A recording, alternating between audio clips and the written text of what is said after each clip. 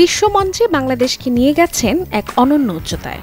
তানজিয়া জামান Mithila miss ইউনিভার্সের সবশেষ ধাপে দাঁড়িয়ে গুনছেন অপেক্ষার প্রহর, আর তার সাথে প্রহর গুনছে গোটা দেশ।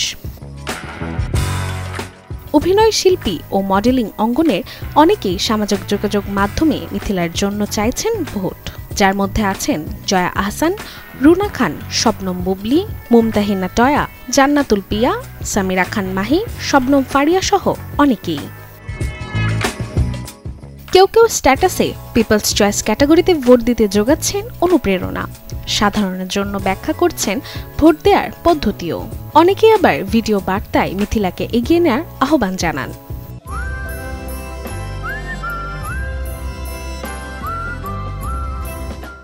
মিথিলার জন্য আমার অনেক অনেক শুভেচ্ছা।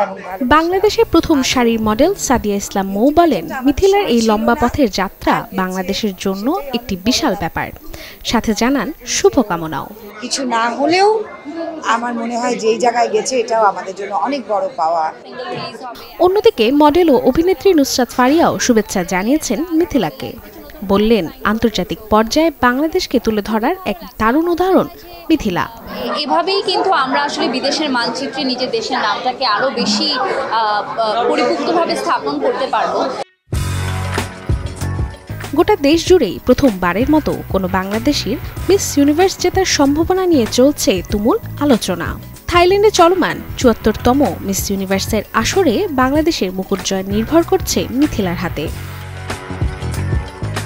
তবে মিথিলাকে এগিয়ে দিতে করতে হবে ভোট, কেননা জনভোটের মাধ্যমে নির্ধারিত হওয়া পিপলস চয়েস ক্যাটাগরি নির্ধারণ করে দেবে আদৌ ফাইনালে যাচ্ছেন কিনা মিথিলা।